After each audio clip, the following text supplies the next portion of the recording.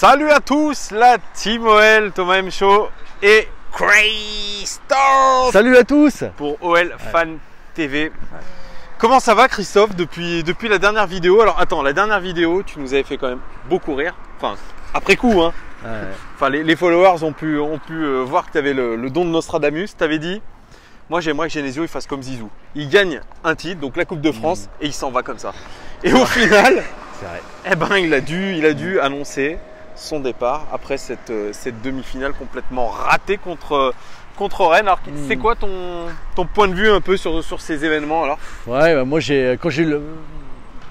on m'a dit qu'il allait partir, je pensais qu'il allait démissionner, qu'il allait pas finir la fin de saison. Ouais. Après oui, je me suis complètement planté pour Zizou, je pense qu'il ne reviendra pas. Mais apparemment on lui propose un poste de directeur sportif, donc ah ouais? Ouais, c'est la dernière rumeur, hein, mais bon, on verra. Moi je pense qu'il va rester au sein du club. Après directeur sportif. Ouais. Bah putain. Bah il aurait, ouais, après oui, c'est les rumeurs. Après moi je pense qu'il va rester au sein du club, ils vont lui proposer quelque chose. Ouais.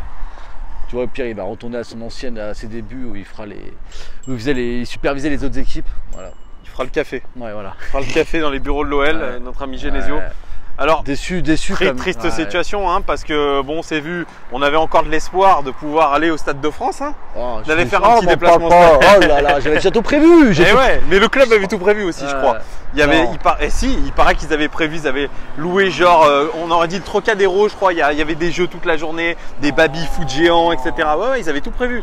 Ils avaient réservé des hôtels aux alentours du stade pour les supporters. Enfin bref, tout un truc, ouais. Au final, ça s'est pas fait. On a bien débandé, hein, n'est-ce pas? Tellement déçu. Ouais, alors ouais, comment t'as vécu le truc, toi, un peu la demi-finale perdue, la conférence de presse de Jean-Michel Aulas, et ensuite les matchs qui ont suivi, une catastrophe. Ah, moi j'étais, en plus j'ai pas pu le voir parce que j'étais au théâtre là. J'ai mes cours de théâtre. Ouais, alors cet homme est un acteur. Regardez-le bien. Voilà, il a fait sa première vidéo sur OL Fan TV. Alors ouais. Comment t'as vécu ça? Très déçu. Après le match contre Rennes, déjà c'était d'accumulation de déception parce qu'ils reviennent, après ils se font rattraper. Enfin bon. Et puis à la fin ils perdent, mais je me dis j'étais déçu, mais après on se dit qu'ils vont rebondir le match d'après, tu vois, tout de suite. Mais bon, après c'était l'accumulation de déception. Depuis ce match, c'est l'accumulation de toute façon. Et à ton avis, qu'est-ce qui s'est passé dans la tête des joueurs pour qu'on ait des prestations aussi catastrophiques? Je sais pas quoi.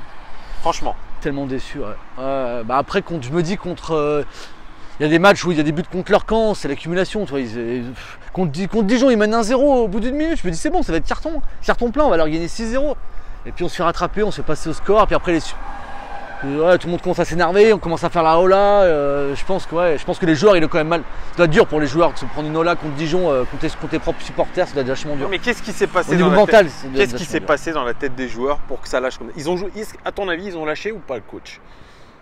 Non, j'espère que non, mais bon, non, je pense pas quand même. Parce que tu sais, il y a certains joueurs, c'est les comportements de paille. Ciao. Ouais, tu l'avais dit quand on était à Barcelone. Tu as dit merci et au revoir à Depay. Je crois que moi, j'avais dit de toute façon que ce match retour contre Barcelone a décidé beaucoup de choses. Et Depay, on voit très bien qu'il est plus du tout dans le coup. Il y a Depay qui est mis en cause. Il y a Dombele et il y a Fekir. Voir Marcelo, c'est ce qui est dit aujourd'hui dans l'équipe du jour. D'accord. Les comportements ne sont pas adaptés à du football de haut niveau, voire à une fin de championnat où il y a des choses à jouer. Apparemment, Dombele, il y a un transfert record à la Juve là. Je sais pas. 100 millions. 100 millions, ce serait ce serait pas mal. Oui, c'est vrai qu'il y a des joueurs, ils ont perdu ils ont lâché, hein, ça se voit. Hein, mais c'est bien qu'ils mettent qu'ils mettent des joueurs comme Darrier pour préparer la prochaine saison, quoi. Ouais, donc la future saison, tu la vois sans tous ces joueurs-là, toi. Tu la vois comment d'ailleurs? Tu la vois avec qui? Avec quel coach? Qu'est-ce qui te ferait plaisir? Dans tous les noms qu'on a cités, Vieira, Laurent Blanc, Gallardo, toi, tu verrais qui, toi? Enfin, qu'est-ce qui te ferait plaisir? Moi, Laurent Blanc.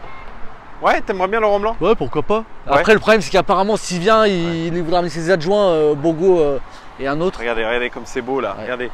Lyon, c'est quand même sympa, les gars.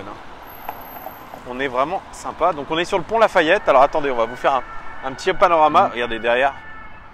C'est chouette hein, quand même. C'est chouette. Hein. On est dans une très belle ville. Ouais, donc tu disais Laurent Blanc.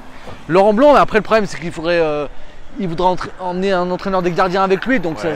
ce qui sous-entendrait que voudrait Greg mettre son devrait fils, partir, ouais. Greg Coupes, qui m'énerve. Ouais, et c'est ce que dommage, veut pas Aulas. Ouais. Bah ouais, normal, C'est il a. de se séparer de son staff. Bah ouais, il a déjà perdu Bat, là il a pris Greg pour la succession, perdant. Oh non, je comprends. Ouais. Non, et moi je pense qu'il faudrait, il faut miser sur une équipe de jeunes et puis des joueurs qui veulent partir, bah, on repart à zéro quoi. On repart à zéro, Marcelo, feuille on fait la blanche. Ouais, voilà. Feuille blanche. Et déjà, il faut sécuriser la troisième place, j'ai tellement peur Voilà, quand alors, je vois Saint-Étienne alors, derrière. Ça, c'est un autre sujet. Oui, bien sûr. Ouais, tu fais bien de le dire. Est-ce que, à ton avis, on va réussir à être européen cette saison? Parce que j'ai dit dans ma présentation, il ne faut plus parler de Ligue des Champions aujourd'hui. Malgré qu'on soit encore toujours dans la course, il faut parler d'être européen ou non. Bah, Est-ce qu'on sera européen, mon cher Christophe? Ah bah j'espère, après ce qu'on a vécu cette année, tous les déplacements européens, j'espère qu'on va être européen. Ouais. Toi, tu y crois? Bah j'y crois parce que oui, j'ai envie d'y croire. Mais après je me dis, la dernière, regarde, ça s'est joué la dernière journée contre Nice, on perd 2-1, on gagne 3-2 de coup franc de Memphis, ils nous amènent en Ligue des Champions. Les Marseillais sur leur terrain, ils croyaient. Il y a eu 5 minutes d'arrêt de jeu à Lyon. Ouais. Ils attendaient ça s'est joué à rien du tout la Ligue des Champions pour nous l'année dernière. Ouais. Je me dis, ça va jouer la dernière journée. Moi, ce que je crains, c'est le déplacement à Marseille, l'avant-dernière journée, ça va jouer là pour moi. Ça va se jouer là. Ah, parce que Marseille, ils vont rien lâcher, ils vont revenir et nous, et Saint-Étienne qui est derrière. Oh là là. On gagne le derby la dernière minute et Saint-Étienne vont nous coiffer sur le poteau. Impossible. Incroyable. Ah, ça serait incroyable. Imagine-toi, les chiens verts revenir sur nous. Ah non. Marseille. Non, mais Marseille, attention. Mais tu sais quoi, là, on est en train de vivre un cauchemar. C'est un cauchemar, ouais. Bah, surtout que Marseille, on aurait pu les distancer. Même Saint-Étienne, on aurait pu les mettre à 10 points déjà. Si on avait tous les points qu'on a perdus, on aurait pu déjà sécuriser la deuxième place. Hein. Enfin, au moins la troisième. Victoire en tout cas impérative ce soir contre Angers. Ah bah impérative, je sais même pas.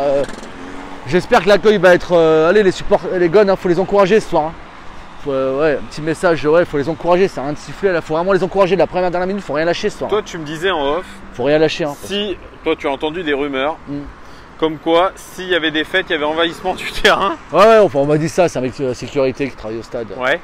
Apparemment à Nantes, ils avaient failli aller déjà sur le terrain. Ouais, il paraît que ça a été très chaud, c'est JP qui l'a dit. Ouais, il paraît que c'est très chaud. Ça s'est mal passé. Les supporters qui voulaient escalader c'est très chaud. Donc là, ils ont prévenu, ils ont dit si on perd, on envahit le terrain.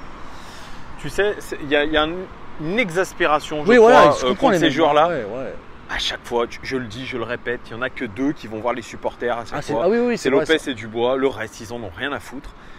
Et tu l'as vu le communiqué de Lyon 1950 en disant que on retiendra pas cette équipe en termes de sympathie. Hein. Finalement, il fallait se battre pour nos couleurs, pour notre ville, notre belle ville de Lyon, mais pour ces joueurs-là, on en a rien à foutre. Apparemment, il y a Anto qui a fait Lopez, il a fait une gueulante dans le vestiaire cette semaine. Non, mais c'est vrai que tu as raison, on s'est identifié le. Dommage, hein, il a. De paille. Non, mais c'est vrai que c'était. Je crois que c'est. On a plus affaire à des espèces de mercenaires qui n'ont rien à taper du blason. Ça m'inquiète, il reste 5 journées, il est déjà. Putain, sérieux, j'espère qu'ils vont mouiller le maillot jusqu'à la fin, qu'ils vont jouer le jeu. Hein. Là, c'est inquiétant. C'est vrai que moi, c'est ce qui m'inquiète, c'est ça, que tu as l'impression que des joueurs qui s'en foutent un petit peu et ils sont pas concernés. En plus, il y a des histoires de baston. Enfin, on ne sait pas, il y a des démentis, mais est-ce qu'ils se sont vraiment battus entre eux la semaine dernière? Oui, tu fais bien le dire. Là, il a tout fait la paix en disant que c'était bien quand les joueurs. Fekir en conférence de presse l'a dit, ce ne sont pas les meilleurs amis du monde. Ça veut un peu dire des choses. Je pense qu'il y a une vraie fracture au sein même de l'équipe. Alors, selon l'équipe, toujours, parce que nous, on n'est pas non plus les plus informés, hein, bien évidemment, ça se serait déclenché après la défaite contre Monaco à Monaco et l'instauration des mises au vert systématiques avant les matchs. Mais c'est tout à fait normal quand tu es professionnel. Quand tu vois un Memphis de paille, cette espèce de débile, qui prend son jet privé après un entraînement pour aller aux Pays-Bas voir le concert de Drake, il n'a pas dû dormir beaucoup, hein, et qui ensuite revient le lendemain à l'entraînement. Je suis désolé, il n'y a pas de professionnalisme. Lui, il est coutumier du fait. Dernière, il était parti au Festival de Cannes. Après, non, mais c'est complètement. Il est coutumier du fait. Puis quand il avait fumé ses cigares devant la Tour Eiffel. Enfin, bon, de toute façon, Memphis, je pense qu'il est. Là, il joue. Après, il peut nous sauver. Le problème, c'est que ce genre de joueur, il peut marquer un but, qui peut nous sauver. Je me dis, on a un groupe de joueurs. Il faut faire avec jusqu'à la fin de la saison. De toute façon, il faut faire avec. On ne peut pas faire autrement. Il va falloir que les mecs ils sortent les tripes. Tu vois, on pourra pas. Il faut vraiment que les supporters, on les encourage. Ce soir, j'espère juste qu'ils vont gagner parce que non, mais j'imagine même pas. S'il y a une défaite ce soir, je pense que le premier déçu, mais il y aura une grosse colère des supporters. Je pense qu'il y a un ras-le-bol général. Mais attends, s'il y a une défaite ce soir, comment on va se rétablir?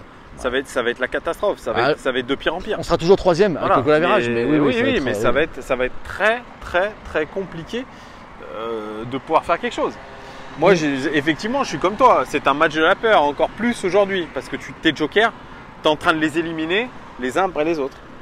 C'est ça. Non mais c'est incroyable. C'est ça. Non mais c'est un mauvais. C'est un cercle vicieux. C'est un hein. cauchemar. Non, C'est un cauchemar. Mais surtout on a perdu des points contre vraiment des équipes. Après, je vois Nantes, ils ont tapé Lyon et Paris en 4 jours. Et bon, franchement, sur le papier, on aurait pu gagner 10 000 fois. Non mais c'est ça m'énerve. C'est vrai que c'était incroyable ce match. Et puis contre Dijon, je t'en parle pas. Parce que ce qui m'inquiète, c'est que des occasions, on les met pas. T'as l'impression que même même si ce soir on mène 1-0, on va avoir peur parce que les autres. Et puis les autres équipes qui viennent chez nous, Angers sont en confiance là. On fait plus peur du tout. On fait plus peur du tout aux autres équipes. Moi, c'est ce que je disais. Ouais. Il y a quelques mois en arrière, on serait dit tiens, ouais, Angers, c'est 3-0 pour Lyon. Là, mon gars, ça va pas être 3-0. Ou en tout cas, s'il y a 3-0, c'est que vraiment l'équipe d'Angers est très faible. Et ils ont des absents, Angers. Ah. Mais bon. Ouais, mais tu sais, moi aussi, je crains. Je crois que aujourd'hui, le discours du coach adverse, il est parfait au final. Regardez les gones. Regardez les joueurs d'Angers. On a juste à leur dire, regardez la forme de l'OL en ce moment. Les gars, si vous avez juste à mettre un but pour les faire douter. Voilà. C'est tout ce que je veux dire. Le discours du coach adverse, il est tranquille. Il a des leviers pour motiver ses joueurs. En disant, mais franchement, Lyon, il y a des énormes points faibles qu'on est en train de voir. Pardon. Oh là là là, t'es en train de tout faire bouger, mon gars. Ouais, Il y a des points faibles qu'on est en train de montrer au grand jour de plus en plus. Tous les adversaires ont des leviers pour nous battre. Voilà. Donc aujourd'hui. Ah mais bah oui complètement, mais on espère que ce soir ça va être un déclic. Ils vont essayer de remettre la marche avant et de faire un grand match de A à Z de la première à la dernière minute. Espérons. Ouais, espérons qu'on gagne surtout et qu'on reprenne un petit peu de confiance. Qu'il y a Bordeaux vendredi prochain. Ensuite tu dis il y a Lille. Et Lille, ils vont pas lâcher. Lille, je les vois jouer. Attention que ça joue. Hein. Non, c'est vrai qu'il y a une cassure. Je sais pas comment. Je sais pas est-ce que Bruno, j'arrive pas. On sait pas ce qui se passe à l'intérieur. On a plein de rumeurs Mais c'est vrai que c'est pas rassurant du tout. Hein. Mais bon, sur le papier, on va gagner tranquille ce soir, je pense. 4-1. Allez. Un message d'optimisme de la part de Christophe. 4-1. Ouais. Qu'on a hâte de revoir, n'est-ce pas, pour nous. Bah ouais. Voilà. Salut. Les gones. Commentez en. Mettez des petits commentaires un peu. Dites-moi si vous êtes d'accord avec Christophe.